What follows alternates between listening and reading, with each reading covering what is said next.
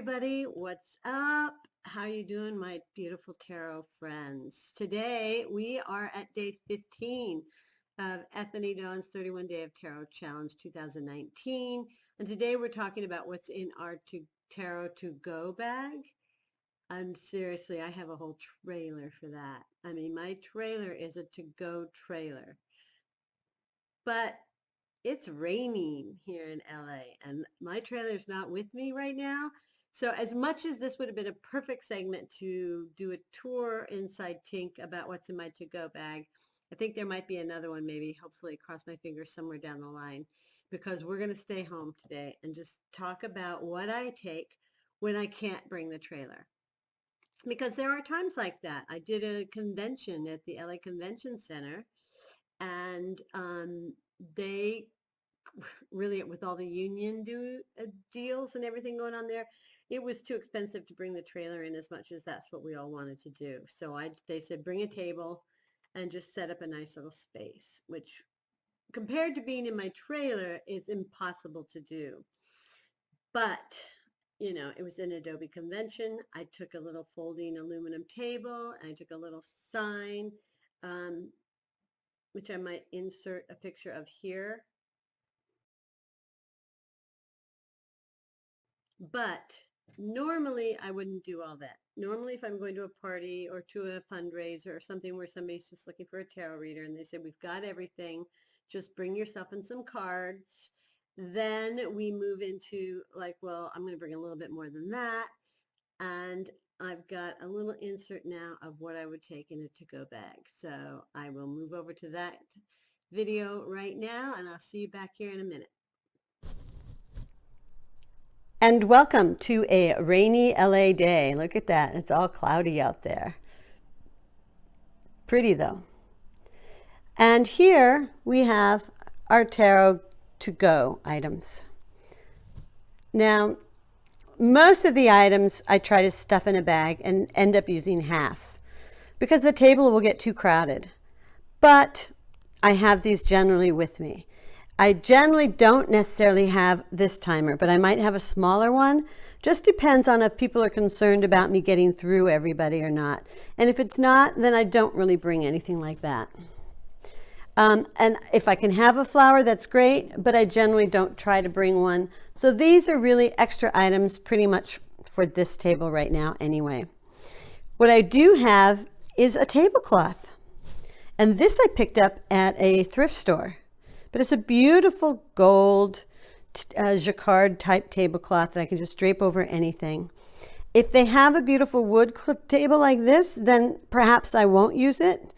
But generally I will use it just to sort of hold the energy for me and just set the space.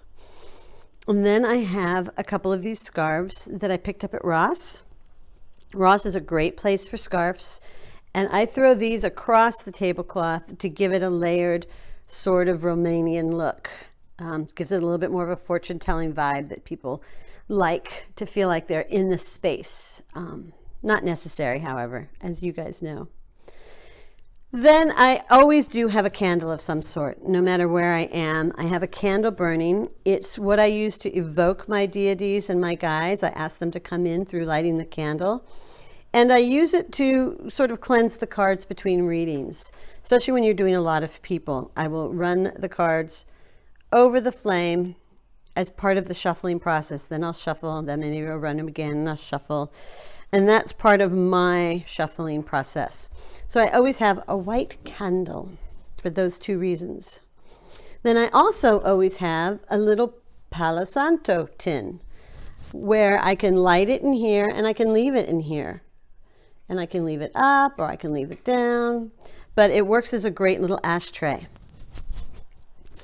Then I will have some sort of a crystal usually with me to anoint the table. And those would make up my absolute three essentials: the tablecloths, the candles, the Palo Santo, and a crystal. It may not always be this crystal.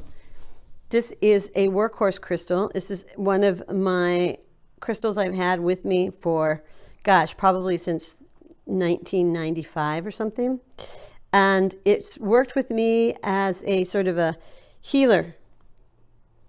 The Maoris used to come to my house and they would bring about 3 or 4 tables with them, and they would line them all up in a loft I had on Abbot Kinney for a while, and everybody would be getting their miri done there. And look at the inclusions. And this was very often used as a rock, because they will take the part of the body and they'll just push it into you and release the energy there, like a needle releasing energy. So sometimes I don't take this one in particular. It stands up, so it takes up less room. I like that. But because it means so much to me, sometimes I'll take a smaller crystal that I won't be so freaked out if something happens. So keep that in mind when you're picking your items to go. You know, which ones are in service and which ones are not in service. Yeah, so the light just changed. The next thing I try to have, if I can, would be some kind of water. These are all full moon charged waters. It doesn't even have to be out of the bottle. I can spritz a little bit around, but it's basically having it present. And if I'm doing really sacred healings for some reason, I'll take my rose water. My guides, in a great class that I did at the Tarot Symposium in Oregon last year, 2018, there was part of what we were sort of bringing in through tarot. We were using tarot to get information and how we could do that.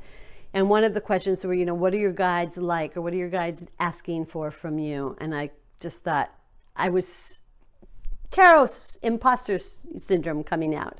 Like I was going, I'll never know from a card what they want. But somehow, lo and behold, it was crystal clear within 2 seconds, rose water. So now I have always, when I'm doing my sacred readings, rose water.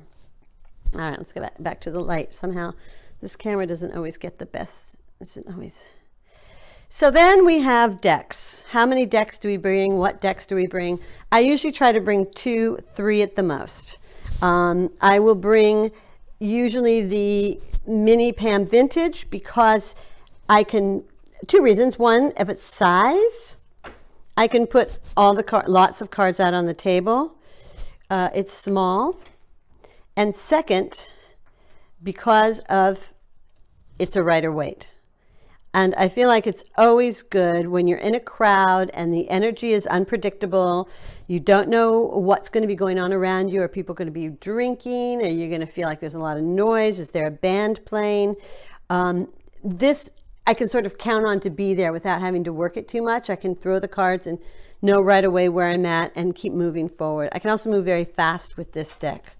But I'll have other workhorse decks that I can do the same thing with for my own variety. So in this case, it might be the Sosarabito, which to me is one of my workhorse decks, the Morgan Greer, Tarot Illuminati, Darkness of Light. Some of those sort of basic decks will go with me.